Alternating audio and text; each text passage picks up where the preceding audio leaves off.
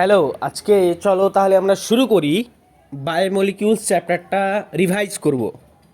তো বায়োমলিকিউলস পড়ার আগে তোমাকে মনে রাখতে হবে যে আমরা বায়োলজি স্টাডি করি at the level of biomolecules, ঠিক আছে, not at the level of cells. Okay, এটা একটা ইম্পর্টেন্ট জিনিস মনে রাখবা। তো আর বেশি এক্সট্রা ইন্ট্রোডাকশান পড়বো, অ্যানালাইসিস অফ লিভিং টিস্যু পড়বো, প্রাইমারি অ্যান্ড সেকেন্ডারি মেটাবলিজমস পড়বো, মেটাবোলাইটস পড়বো, protein, lipid, nucleic acid and polysaccharide এবং এনজাইমস। তো প্রথমেই দেখো, প্রথমে সায়েন্টিস্টরা মনে করলো যে লিভিং এবং নন লিভিং যে তোমার রয়েছে, লিভিং রয়েছে আর নন লিভিং রয়েছে, তাদের মধ্যে কি তারা কি সেম এলিমেন্টস দিয়ে তৈরি না আলাদা আলাদা এলিমেন্টস দিয়ে তৈরি, সায়েন্টিস্টরা ভাবছিল। তো সায়েন্টিস্টরা এলিমেন্টাল কম্পোজিশন করে, ঠিক আছে, মানে এলিমেন্টসের কী করলো, এলিমেন্টসগুলোকে অ্যানালাইসিস করে তারা সায়েন্টিস্টরা দেখতে পেল যে both have same elemental compositions. কী বললাম, ঠিক আছে, এবং যেটা লিভিংয়ে রয়েছে সেটাই নন লিভিংয়ে রয়েছে, যেটা নন লিভিংয়ে রয়েছে সেটাই লিভিংয়ে রয়েছে। Carbon and hydrogen has more reveal, আচ্ছা, এবং দেখো আমি এবার কিছু একটা, মানে আমাকে তুমি এটা অ্যান্সার দাও এরকম যে লিভিং অর্গানিজমসে সবথেকে বেশি পরিমাণে কে থাকবে? নাইট্রোজেন, যেটা নন লিভিংয়ে কম থাকবে। নন লিভিংয়ে সবথেকে বেশি থাকবে, কিন্তু লিভিংয়ে কম থাকবে কে বলো? সেটা হবে সিলিকন। বুঝতে পারলা? এবার কথা হচ্ছে যে লিভিংয়ে তোমার, নন লিভিংয়ে চাইলে কার্বন, হাইড্রোজেন, অক্সিজেন এগুলো বেশি থাকবেই। হ্যাঁ, নন লিভিংয়ে তোমার পার্সেন্টেজ অনুযায়ী বেশি ওসি কানা, অর্থাৎ অক্সিজেন সব থেকে বেশি থাকবে, তারপর সিলিকন, তারপর ক্যালসিয়াম, তারপর সোডিয়াম, ঠিক আছে।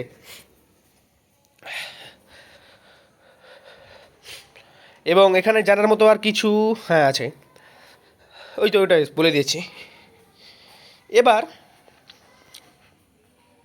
অ্যানালাইসিস অফ লিভিং টিস্যু, একটা লিভিং টিস্যুর আমরা অ্যানালাইসিস করব। লিভিং টিস্যুর অ্যানালাইসিস করার জন্য তুমি পাতা নিতে পারো, বা আমরা নিলাম একটা লিভার, যকৃৎ। লিভার নিয়ে কী করলাম, লিভারকে নিয়ে আমরা চাটনি বানাবো। আচ্ছা, লিভারকে আমরা একটা মোর্টাল পিস্টারে দিলাম এবং ও চাটনি বানানোর জন্য একটা লিকুইড, আমরা যে চাটনি এমনি নর্মালি যে চাটনি বানাই, সে চাটনি বানানোর জন্য তো তোমার লিকুইড প্রয়োজন হয়, জল প্রয়োজন হয়। চাটনি আমরা যে বানাইতে জল লাগে না, সেরকমই এখানে আমরা যে লিভারের চাটনি বানাবো এর জন্য তোমাকে ট্রাইক্লোরোঅ্যাসিডিক অ্যাসিড লাগবে, CCl3CCOOH, ঠিক আছে, বুঝতে পারলা? এবং ওটাকে তুমি যখন ঘষে ওটাকে চাটনি তৈরি করলে, এবার চাটনিটাকে একটু ছাঁকতে হবে।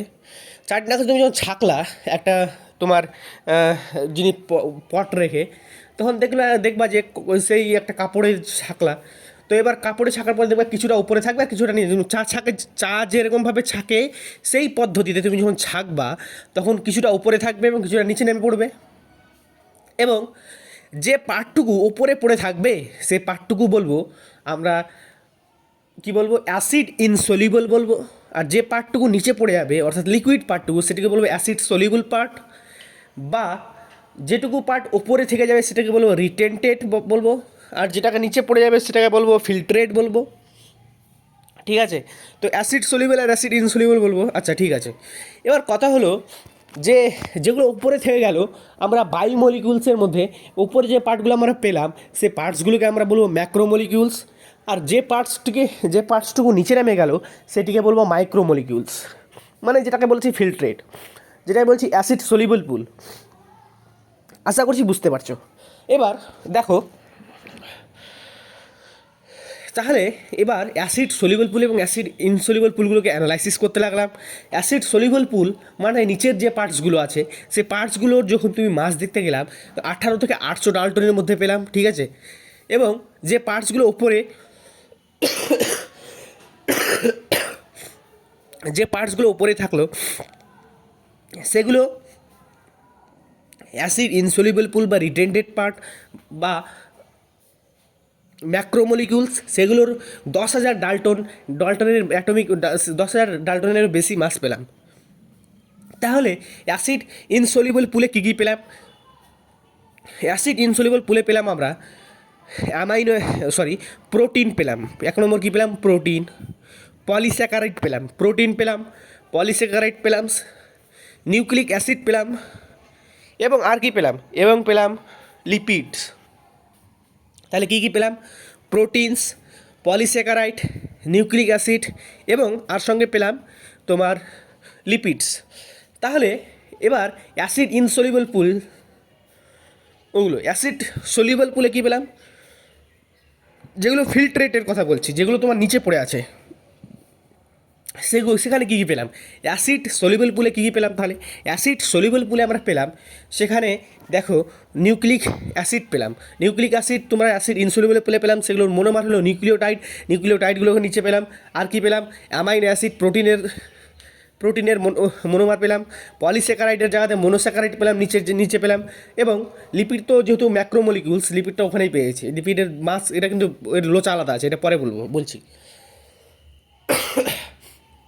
এবং কী পেলাম, এবং বিভিন্ন ধরনের ওয়াটার এবং জল পেলাম, ওয়াটার পেলাম, এবং মিনারেলস পেলাম, এবং ভিটামিনস পেলাম, এবং এগুলো পেলাম।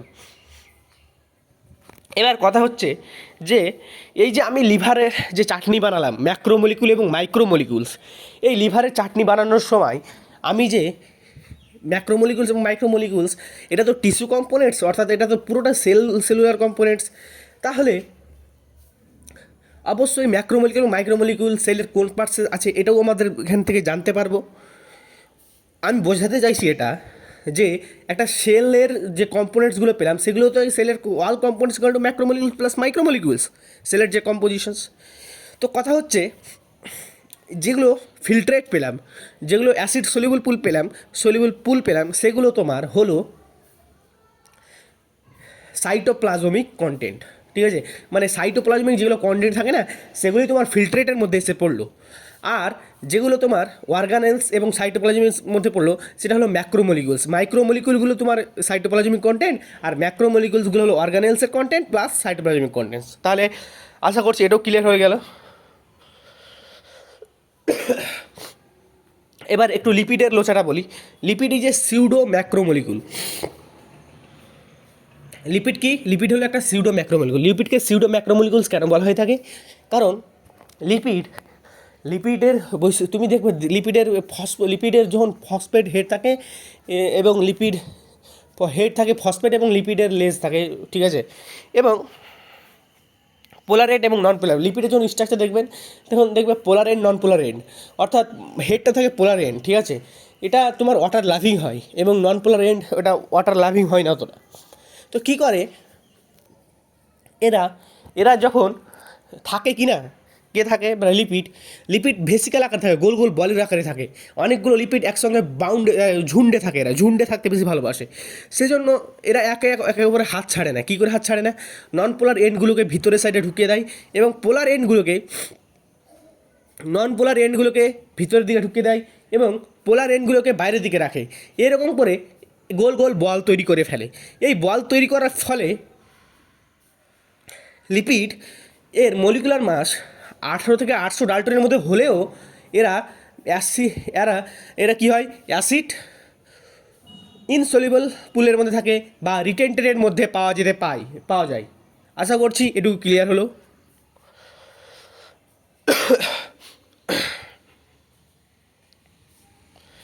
So far, analysis is based on the size. All carbon components molecule are biomolecules. So far, all carbon components molecule is biomolecules. Nucleo, ঠিক আছে, অ্যাসিড ইনসলিউবল পুল অনলি হেড অর্গানিক বায়োমলিকুলস, এবং acid soluble pool hedge both organic and inorganic. তাহলে এটা কি বলছে, acid insoluble পুলের মধ্যে তুমি ওয়াটার পেয়েছো, মিনারেলস পেয়েছো, হ্যাঁ, তো অ্যাসিড ইনসলিউবল পুল অর্গানিক প্লাস ইনঅর্গানিক। কিন্তু যেটা অ্যাসিড ইনসলিউবল পুল আছে, সেখানে তোমার অ্যামাইনো অ্যাসিড কার্বন দিয়ে তৈরি, হাইড্রোজেন দিয়ে তৈরি, তারপরে তোমার লিপিড কার্বন হাইড্রোজেন দিয়ে তৈরি, এবং তোমার লিপিডের সঙ্গে সঙ্গে তোমার পলিস্যাকারাইড, ঠিক আছে, তারপরে তোমার নিউক্লিক অ্যাসিড, এগুলো সবই তোমার কার্বন হাইড্রোজেন দিয়ে তৈরি, তাই এগুলো তোমার উপরে থাকে। এবং তাহলে এখানে একটা আমরা কথা বলতে পারি, কি কথা বলতে পারি, যে অর্গানিক মলিকিউলস হলো তোমার ফিল্ট্রেট ওই নন ফিল্ট্রেট মলিকিউল বা রিটেন্টেড মলিকিউলকে বলা হয় অর্গানিক, ওখানে অর্গানিক পার্টসটি থাকে। আর অর্গানিক আর ইনঅর্গানিক পাওয়া যায় তোমার ফিল্ট্রেটের মধ্যে, অ্যাসিড সলিউবল পুলের মধ্যে পাওয়া যায়।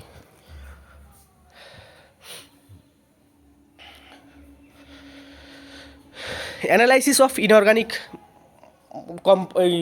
এবার আমরা ইনঅর্গানিকের অ্যানালাইসিস করবো, যেটা একটা ডিস্ট্রাকটিভ মেথড ইউজ করব, ঠিক আছে। ডিস্ট্রাকটিভ মেথড কী করে ইউজ করবো দেখো, একটা টিস্যু নিব, ঠিক আছে, সে যে কোনো টিস্যু হতে পারে, সেটাকে তুমি কী করবা, আগে তুমি ড্রাই করবা, রোদে আগে ড্রাই করবো, ওর ওয়াটারকে আমরা শুকাবো। ওয়াটার যখন সমস্ত ওয়াটার যে পরিমাণে বেরিয়ে যাবে, ওয়াটার বেরিয়ে যাওয়ার পরিমাণে একটু রুমটা মুছে দেন তো।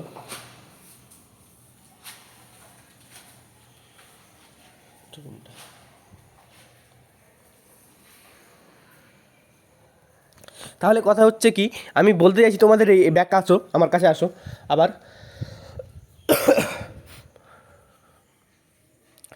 যে আমরা বলছিলাম অ্যাসিড ইনসলিউবল পুল বা অ্যানালাইসিস অফ ইনঅর্গানিক, বলছে টিস্যুকে তোমরা যখন একটা ড্রাই শান করবে, তখন কি এটা একটা জল সমস্ত শুকে যাবে এবং জল একটা ড্রাই ওয়েট পড়ে থাকবে। এই ড্রাই ওয়েটের মধ্যে তুমি দেখবা, এটা তুমি যখন বার্ন করবা কি না, বার্ন করার পরে তোমার কী হবে, কার্বন CO2 আকারে বেরিয়ে যাবে এবং H2 যেটা হাইড্রো এবং জল থাকবে সেটাও উড়ে যাবে, শুধুমাত্র ইনঅর্গানিক পড়ে থাকবে, রিমেন অ্যাশ। যে অ্যাশটা থাকবে কি না, সেটা হলো ইনঅর্গানিক। আচ্ছা, রিমেন অ্যাশ ওয়াল ইনঅর্গানিক কম্পোনেন্টস, সমস্ত ইনঅর্গানিক কম্পোনেন্টস পড়ে থাকবে। সেই ইনঅর্গানিক কম্পোনেন্টসের মধ্যে তোমার এলিমেন্টসও পাওয়া যাবে, কম্পাউন্ডসও পাওয়া যাবে।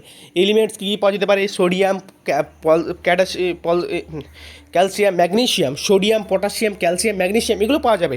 আর কম্পাউন্ডসের মধ্যে PO4 2- পাওয়া যাবে, SO4 2- পাওয়া যাবে, NaCl পাওয়া যাবে, ঠিক আছে। এবার আমরা তুমি এখানে আমাকে দেখো, প্রাইমারি এবং সেকেন্ডারি মেটাবোলাইটস দুই রকমের হতে পারে, প্রাইমারি মেটাবোলাইটস এবং সেকেন্ডারি মেটাবোলাইটস। প্রাইমারি মেটাবোলাইটস কাকে বলবো, যেগুলো আমাদের বডিতে আছে এবং তাদের আমরা ফাংশন জানি, বা ধরো হোস্ট অর্গানিজমের মধ্যে আছে সেই এলিমেন্টস বা সেই ধরো আগে প্রাইমারি, আচ্ছা বলছি তা সে হোস্ট অর্গানিজমের মধ্যে সে আছে কম্পাউন্ডস বা এলিমেন্টটা, এবং তার আমরা ফাংশনও জানি, সেটাকে বলবো প্রাইমারি মেটাবোলাইটস। এবং সেকেন্ডারি মেটাবোলাইটস কাকে বলবো, যে এলিমেন্টস বা কম্পাউন্ডস তোমার হোস্টের অর্গানিজমে আছে কিন্তু ওর ফাংশন জানি না, তাকে আমরা সেকেন্ডারি মেটাবোলাইটস বলবো। আচ্ছা, অ্যানিম্যালস তো এরকম জিনিস রাখবেই না, যেটা কোনো ফাংশন জানি না এবং যার কোনো ফায়দাও নেই বডিতে কোনো লাভও নেই রেখে, সেটা আমরা রাখবোই না। অ্যানিম্যালস তোমার সেকেন্ডারি মেটাবোলাইটস রাখে না, সাধারণত এনার্জি লস করতে চায় না সাধারণত।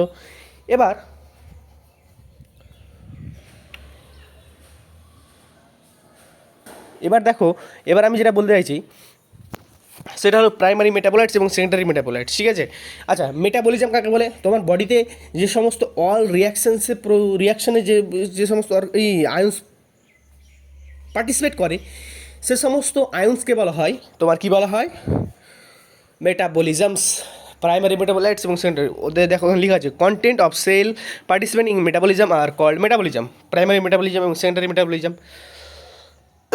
আচ্ছা, those which are playing role in the physiology and we know the function, protein, lipid, এগুলো সবই সেকেন্ডারি মেটাবলিজম।